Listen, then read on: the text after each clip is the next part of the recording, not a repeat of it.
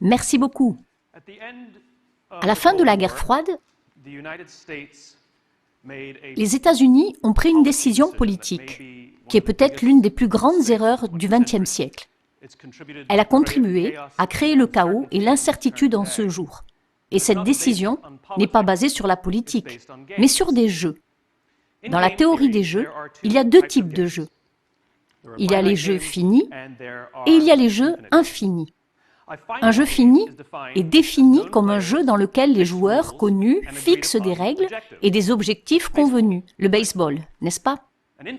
Un jeu infini est défini comme étant composé de joueurs connus et inconnus. Les règles sont modifiables et l'objectif est de perpétuer le jeu. Lorsque vous lancez un joueur fini contre un joueur fini, le système est stable. Le baseball est stable. Il en va de même pour la guerre conventionnelle. Lorsque vous opposez un joueur infini à un joueur infini, le système est également stable. La guerre froide était stable. Et c'est parce que dans un jeu infini, il n'y a pas de gagnant et de perdant, nous ne pouvons pas perdre la partie. Et donc, nous nous efforçons de maintenir un jeu en place, n'est-ce pas? En fait, comme il n'y a ni gagnant ni perdant, la seule chose qu'un joueur peut faire est d'abandonner lorsqu'il n'a plus de ressources ou de volonté de jouer. Ces problèmes surgissent cependant lorsque vous opposez un joueur fini à un joueur infini. C'est le joueur fini qui est alors pris dans le bourbier. Cela arrive tout le temps dans les affaires. Le jeu des affaires est un jeu infini. Le concept d'entreprise existe depuis plus longtemps que toutes les entreprises qui existent actuellement. Et il existera longtemps après que toutes les entreprises qui existent actuellement auront disparu. Ce qui est drôle dans le monde des affaires, c'est le nombre d'entreprises qui jouent sur un terrain limité, qui jouent pour gagner, pour être les meilleurs, pour faire mieux que le trimestre ou l'année précédente. Et elles sont toujours frustrées par cette entreprise qui a une vision étonnante, une vision à long terme, qui semble les rendre folles. Et sur le long terme, ce joueur gagnera toujours. Et l'autre joueur manquera de ressources ou de volonté, et il fera faillite, sera acheté ou vendu ou devra être fusionné, quel qu'il soit. C'est aussi ce qui est arrivé aux États-Unis au Vietnam. Les États-Unis se battaient pour gagner les Viet Cong. Les Viet Cong se battaient pour leur vie. Ils auraient combattu pour toujours si nécessaire. C'est aussi ce qui s'est passé lorsque l'Union soviétique était en Afghanistan. Les Soviétiques se battaient pour gagner, et les Moudjahidines se battaient pour survivre, en se battant pour leur propre vie.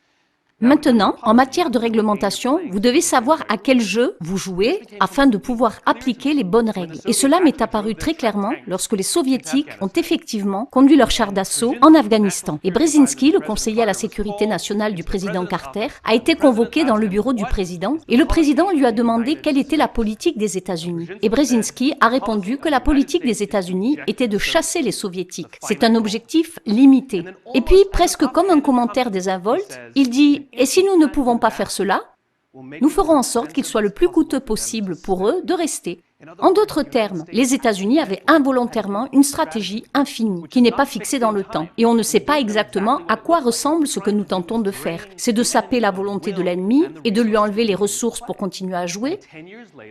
Et 10 ans plus tard, les Soviétiques ont retiré leur char d'assaut de l'Afghanistan à court de ressources et de volonté. Maintenant, si vous pensez, ce qui s'est passé lorsque le mur de Berlin est tombé, nous étions dans un jeu infini. Les Soviétiques et les États-Unis, et le mur de Berlin est tombé. Et les États-Unis ont fait à nouveau l'une des plus grandes gaffes, peut-être l'une des plus grandes erreurs politiques du XXe siècle. Ils ont annoncé qu'ils avaient gagné le jeu, ils avaient gagné la guerre froide. Non. Ils ne l'ont pas gagné. Le joueur a abandonné parce qu'il n'avait plus la volonté et les ressources nécessaires pour jouer. Et le problème, c'est qu'ils pensaient avoir gagné la guerre. Ils ont commencé à agir comme des vainqueurs. Et les États-Unis ont imposé leur volonté au monde pendant environ 11 ans. Et il s'est avéré que le monde n'aimait pas trop cela. Et comme c'est le cas dans toutes les compétitions infinies, de nouveaux joueurs ont commencé à émerger. Si l'on considère la façon dont la guerre froide a existé, elle a réellement existé sur 3 axes de tension. Il y avait une tension nucléaire. Les 2 États avaient des armes nucléaires pour mettre fin à toute vie. Il y avait une tension idéologique. L'un était un exportateur de démocratie et de capitalisme, l'autre est un exportateur de communisme de type soviétique. Et il y avait une tension économique. C'est ce qui a maintenu la guerre froide en vie et en bonne santé. Et ce n'est pas un hasard si la liberté de vivre et la poursuite du bonheur ont été les maîtres mots. Les trois seules choses pour lesquelles nous porterons un quelconque fardeau et paierons un éventuel prix et nous nous battrons pour toujours les défendre. Maintenant, la pression nucléaire a été remplacée par le Pakistan et la Chine qui était déjà présente, le Pakistan, la Corée du Nord et peut-être l'Iran. La tension idéologique du communisme de type soviétique a été remplacée par l'extrémisme islamique et la tension économique de l'Union soviétique a été remplacée par la Chine. Nous ne craignons pas la guerre nucléaire avec la Chine, mais le fait est que ces trois tensions sont bien vivantes. Et vous voyez le problème, c'est qu'ils savent tous qui est leur ennemi. Mais nous ne réalisons pas que la guerre froide 2.0 est en cours. Et nous essayons toujours de décider lequel est le plus important. Nous essayons de gagner, de battre toutes ces choses, et nous ne réalisons pas que le jeu est infini, pas fini. Et les politiques des États-Unis de nos jours sont de plus en plus à court terme, ce qui crée des troubles et le chaos dans la stratégie de la façon dont nous nous présentons au monde.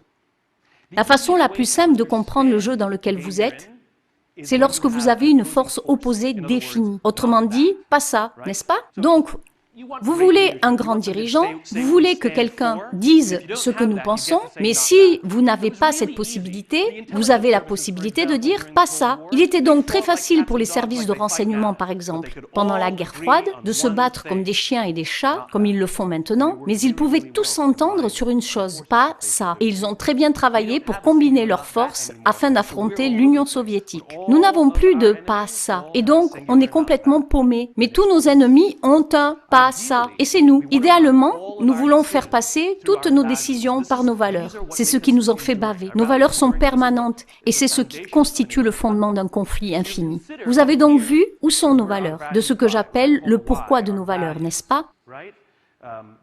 Ces choses sont infinies. Elles sont permanentes, n'est-ce pas? Ici-bas, vous avez ce que j'appelle le quoi. Ce sont nos intérêts. Et ils sont limités. Et idéalement, ce que vous voulez faire, c'est que toutes les décisions soient prises en fonction de nos valeurs, puis de nos intérêts. Laissez-moi vous montrer à quoi cela ressemble. Parfois, ils vont en notre faveur et parfois non. Ainsi, par exemple, lorsque nous allons sur un champ de bataille et que nous tirons sur un malfaiteur, nous prenons un corps blessé et nous l'amenons dans nos hôpitaux.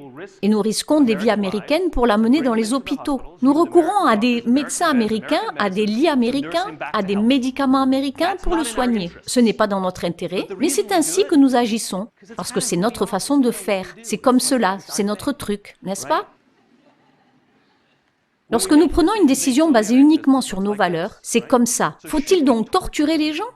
Si nous l'avons fait en dehors de nos frontières, c'est parce que tout le monde savait que ce n'était pas vraiment notre truc. Si nous n'avions pas de problème avec ça, nous le ferions ici, tout simplement. Nous avons donc rejeté ça, parce que nous savions que c'était embarrassant, parce que nous connaissons nos valeurs. Donc, ce qui se passe dans le monde, c'est que nous avons évalué toutes les choses qui se sont passées en ignorant nos valeurs, parce que nous ne réalisons pas que nous sommes dans une compétition infinie. Et nous ne regardons que nos intérêts. Alors nous réfléchissons à ce que nous devrions faire en Syrie, et nous prenons une très bonne décision en nous basant sur la Syrie. Nous prenons une décision en fonction de notre intérêt pour la Syrie. Et que ferions-nous en Crimée? Et que devrions-nous faire en ce qui concerne Poutine? Et que devrions-nous faire en ce qui concerne l'Irak et l'Afghanistan? On est complètement paumés. Et le problème, c'est que lorsque vous vous retirez et que vous regardez, personne n'a la moindre idée de ce que nous voulons faire. C'est déroutant pour nos alliés qui ne nous font plus confiance, car nous ne sommes plus prévisibles. Et c'est fantastique pour nos ennemis, parce qu'ils peuvent en profiter. L'idéal serait que nous prenions d'abord toutes les décisions en fonction de nos valeurs. Et même si cela ne va pas toujours dans notre sens, comme je l'ai dit,